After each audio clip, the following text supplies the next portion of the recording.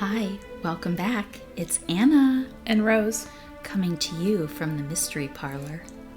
As a reminder, we are going to cover some of the interesting and spooky places we would like to visit in each state, a few places we've already been to.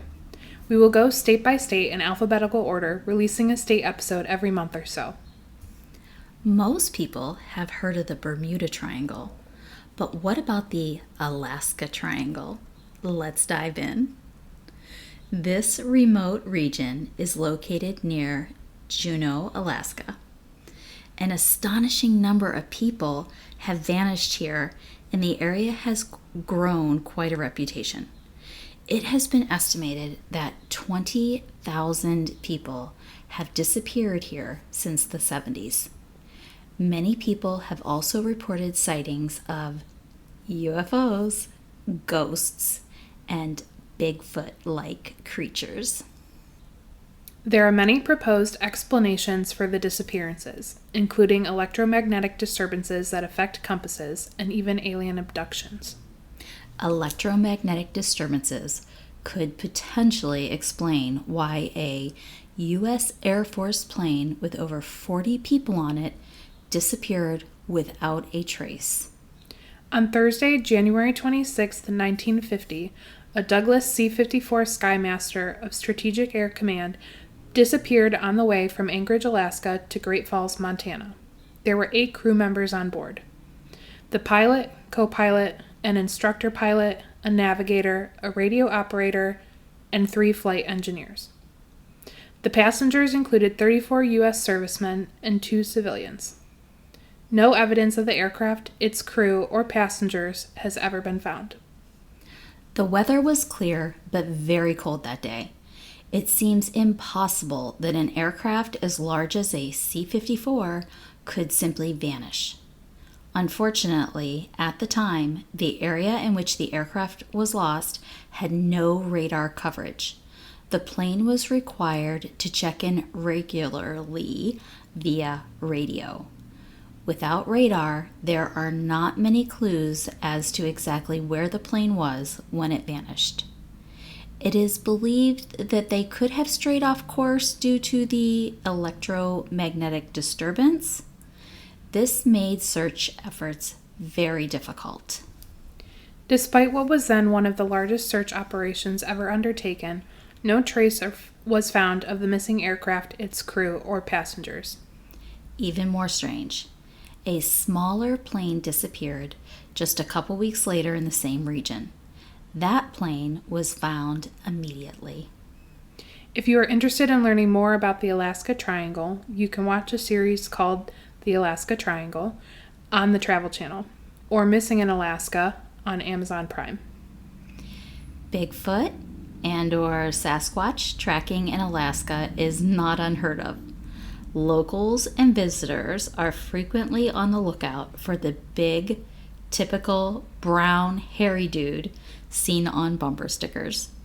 But loggers have also spotted white yeti in densely wooded areas like the Tongass National Forest. In one account, 2 logging climbers reported seeing an upright walking, white, ape-like being. At first, one thought it was a Kermode bear. Before I tell you what a Kermode bear is, we need to explain that here at the Mystery Parlor, they're doing road construction outside, and heavy machinery and big trucks are going past, and you might hear them in the background today. Sorry. So, a Kermode bear is a subspecies of a black bear, even though it has white fur. Once the creature that loggers spotted started moving, its gait was more like a man or ape than a bear. They thought the noise from the machinery may have attracted the creature because it stayed at a distance, curiously watching them. If you love all things Bigfoot, Sasquatch, or Yeti, we love you! And we're going to leave all the Bigfoot, Sasquatch, and Yeti searching to you. Have all the fun and let us know when you find one. So if we were a part of the Klondike Gold Rush, we would have made our way through our next stop, Skagway, Alaska. The This charming little town has a few breweries, art galleries, inns, and eateries. There's a white pass train ride up the mountain with beautiful scenery. And like all good gold rush towns, there is a brothel, or a has-been brothel. It's now the Red Onion Saloon and Brothel Museum. Stop in for some wine and spirits. Salmon chowder, hustler's hummus, or a big-ass pizza, or a quickie, 20-minute tour for $20. Best part? It's haunted. The brothel was in operation for only 2 short years. Madams would entice ladies of the night to work there by allowing them to decorate their own rooms. There were 10 rooms in total. They were tiny, and the beds were only 3/4 the size of a twin-size mattress. They gave the rooms the nickname cribs. Yuck. One room was found to have 18 layers of wallpaper, so you can imagine the turnover rate. In the late 1800s, the town of Skagway had 15,000 men and 300 very busy prostitutes. The ladies would work 6 p.m. to 6 a.m., and a $5 gold piece could buy you 15 minutes. There was a money hole in the floor to drop the coin into for the madam to divide up later. If you take the brothel tour, you'll get to see one of those money holes. Behind the bar on display were 10 dolls, each resembling a gal working upstairs. These were used to tell patrons who was available or not. If a doll was laying down on the shelf, she was with another patron.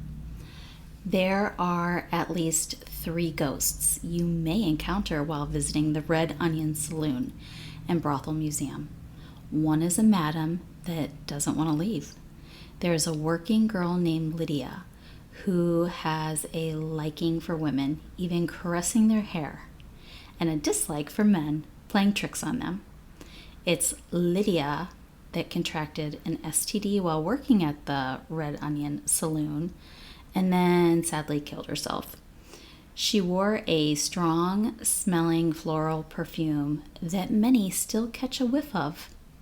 Lastly, there's a not-so-nice ghost. That is an unknown man, and he likes to move things around, like hiding keys in liquor bottles.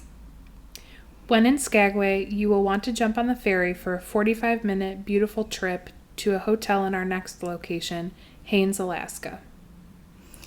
Haines, Alaska caught our attention in a Ghost Hunters episode about the Hotel Helsingland. If you look at the website for the Hotel Helsingland, its description is very welcoming. It reads, Nestled between the jagged peaks of the Chilkat Mountains and the waters of the beautiful Lynn Fjord, the Hotel Helsingland offers an authentic historic experience in a setting of natural beauty. Our unique hotel is located in historic Fort Seward and is designed in Jeffersonian-style architecture. Many rooms are adorned with original decorative Belgian tile fireplaces and clawfoot tubs. Our friendly and knowledgeable staff are dedicated to ensuring your stay is comfortable and will be happy to assist you in making the most of your visit to Haines. Let's go. Wait, there's more. One of those staff members reached out to Ghost Hunters. She is a local who works at the hotel named Skylar. She works in housekeeping and loves the Hotel Helsingland. It's her dream to run or own the hotel one day.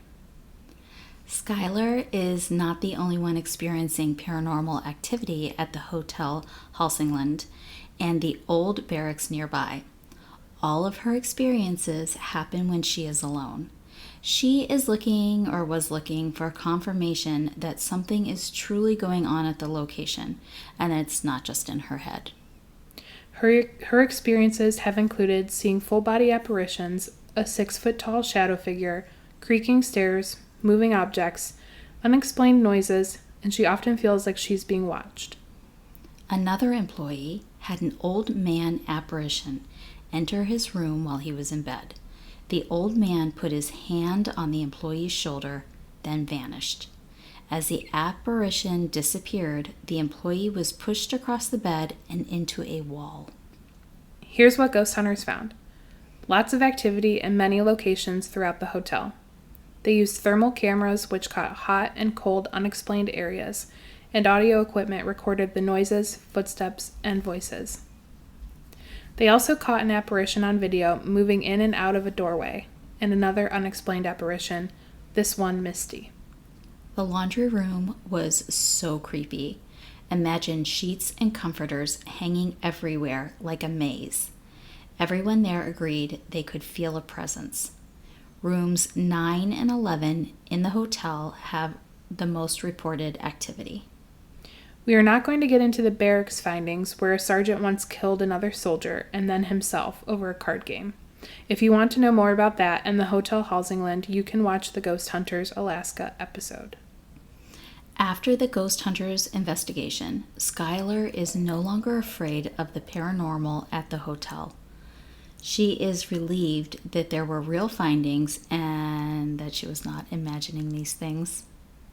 Our next stop is Whittier, Alaska, located just southeast of Anchorage along the southern edge of the Alaska Triangle. For those of you with claustrophobia, the one-lane road into town may be the most frightening thing about Whittier.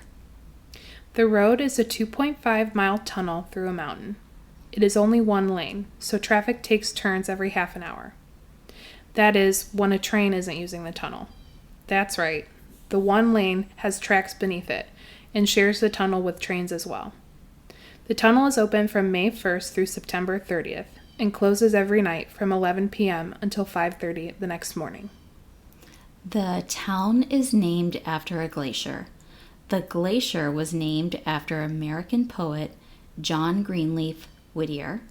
Whittier was a Quaker from Massachusetts, and unlike many of the stories in our last state-by-state episode, Alabama, Whittier believed slavery was wrong.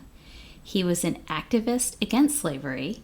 Many of his poems were about slavery, and he was even a member of the Anti-Slavery Liberty Party, a great contrast compared to the Southern plantation owners. Once in Whittier, you'll find that 84% of its residents live in the Baggage Towers. This is according to 2022 statistics. For such a small place, it's interesting how diverse it is. The town is 45% white, 23% Asian, 10% Hispanic, 8% Native American, 7% two or more races, 5% Hawaiian or Pacific Islander, and 2% Black. The Towers building was completed in 1957 for military families stationed there. Originally, there were 150 units in the 14-story building. Today, there are 196 apartments. In a video inside the Baggage Tower elevators, we noticed, and this is on YouTube, like many other buildings, the floor number 13 button is missing. Even though there are only 14 stories, you will find the top floor is numbered 15. The building was renamed in 1972 after the untimely death of Nick Begich, a U.S. congressman. Can you guess what happened to him? If you guess that he disappeared in a plane nearby, you're correct. That makes him one of the 20,000 people that have disappeared since the 1970s in the Alaska Triangle. In 1960, the military left the area and the town decided to purchase the building for housing. The building holds a post office, school that has 60 students, a play area, grocery store, church, and more. Convenient, considering it rains 197 inches and snows 249 inches on average per year in Whittier. What about the ghosts of the Baggage Towers? There are footsteps heard, especially in the stairwells, water that turns on by itself, rummaging of food in kitchens, and whistling has been reported over the years by many people. There is an abandoned barracks in Whittier as well. The barracks have been abandoned since 1964. The second largest earthquake ever recorded happened nearby and made the barracks unsafe. The earthquake was a 9.2 magnitude earthquake. The barracks looks like bombed out structures. They are full of asbestos and uniformed apparitions. If you decide to stay the night in Whittier, there is a 50-spot campground for RVs and tents. The frequent foggy conditions will set the stage for a fright-filled night. When visiting Whittier, we hope you go with a group. Safety in numbers. Next up, Nome. There's a chilling pseudo-documentary made in 2009 that takes place in Nome called The Fourth Kind. The truth about Nome, according to the Alaska Department of Public Safety, Alaska Bureau of Investigation, is that 40 people have disappeared from Nome between 1974 and 2022, 10 of which have disappeared since the movie was made. Mind you, the population of Nome is only 3,600 people. When researching for this episode, we looked at a map of the United States by missing persons cases per capita. There's a link in the description below if you want to check it out. On this map, Alaska leads with 162 per 100,000 persons. The second most missing is Oklahoma with 18 per 100 persons. This is worth 100,000 persons. This is worth repeating. 162 in Alaska, and the next highest is Oklahoma with only 18. The lowest is Massachusetts at 2. 18 states total are under 5 persons missing per 100,000. The FBI have investigated the disappearances in Nome. At first it was thought they were possibly dealing with a serial killer, but due to the time span of 40 years, they concluded it's unlikely the same person would be actively murdering for that long. How many times or for how long the FBI has been investigating Nome is unclear. Some think the U.S. government has covered up what is really happening in Nome, and perhaps it is something supernatural or out of this world. The FBI's conclusion is that excessive alcohol consumption and harsh weather is to blame for the disappearances. Now that you know the real facts, if you decide to watch the pseudo-documentary, The Fourth Kind, we highly recommend watching it during sunlit hours and with a friend or a family member or a protective pet.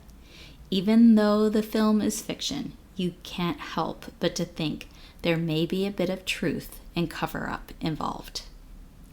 Frankly, Anna is too scared to visit Nome after researching the area and told me that I would have to visit solo. It is only accessible by plane or boat, which means that's the only way out of there as well. But once you're there, you can visit Pilgrim Hot Springs, 68 miles northeast of Nome. You can either drive or take a helicopter once securing your permit. We want to share some of the terms of this permit with you. Condition of property not warranted. Owner expressively does not warrant or represent that the property is safe, healthful, or suitable for all allowable uses under this permit. The property is not maintained and does not provide utilities or potable water. Assumption of risk. Permittee acknowledges that the property is located in a remote area without ready access to medical facilities, where communication and transportation are difficult, and where evacuation and medical treatment may be delayed. The property contains hot mineral springs that may cause serious injury or death. Permittee further acknowledges that access and use of the property involves inherent risk, dangers, and hazards associated with travel and outdoor activities in remote Alaska. Such risks include property damage, personal injury, illness, mental or emotional trauma, disability, or death, and include, without limitation, risks arising from visiting remote areas, possible exposure to dangerous wildlife, severe and unpredictable climate conditions, and other natural hazards, risks associated with use of unmaintained trails and structures, treacherous terrain, and rutted, unpaved roads, and risks posed from other users of the property, Permittee expressively agrees to assume all risks. Who in the world would sign this? Pilgrim Hot Springs is a ghost town. The abandoned 15 original structures are sinking into the western Alaska bog, and it is surrounded by sacred indigenous-owned land. A group of Jesuit priests and brothers, with the help of a few nuns, built Pilgrim Hot Springs as an orphanage. The 1918 Spanish flu killed millions worldwide and was brought to the area by a steamship carrying gold rushers. The natives did not have any resistance. It killed 72 of the 80 persons living at a mission nearby and every single person in York. This led to many orphans throughout the region. They built 15 structures which were very modern for the time, using the hot springs for geothermal heat and running water with flushing toilets, a luxury in the subarctic at that time. At first, they cared for around 100 children per year, which sounds pretty spooky to me. The orphanage was closed and the site abandoned in 1941 due to the decline of orphans. Currently, only a few structures remain. The spookiest looking is the church, which is sinking into the ground. There is also a greenhouse-type structure available to rent for events. There are campsites and cabins as well, but we are not sure if or when they are available, as the website does not give 2024 rates. We did not find any paranormal information about this ghost town. Hopefully one of our listeners is brave enough to go to this desolate area with no cell phone service or easy escape. Please take all the ghosty EVPs, EMFs, and night vision cameras and then live to tell us what you find. We'll be waiting. Alaska is scaring the shit out of me. Add in the 64 days of darkness in its northernmost parts, and I'm shook. Which Alaska destination would you want to explore the most? A deep dive into the Alaskan Triangle, Bigfoot hunting in the Tongass National Forest, the Red Onion Saloon and Brothel in Skagway, the Hotel Halsingland, the Baggage Towers in Whittier, the town of Nome, or the ghost town of Stewart Hot Springs. Let us know. We fully appreciate you. If you'd like to help us bring you the best spooky content, information, and all the episodes we are researching sooner than later, Rose is going to share how you can help support the Mystery Parlor. We have created a page on a website called Buy Me a Coffee, where you can support us by giving us a one-time donation or subscribing to us for exclusive content. You can find this using the link in the description. Your support will help us with things like upgrading our equipment, planning on-site episodes, arranging for guest speakers, and releasing more frequent episodes. You can also find us on Instagram. Thanks for listening. Bye for now.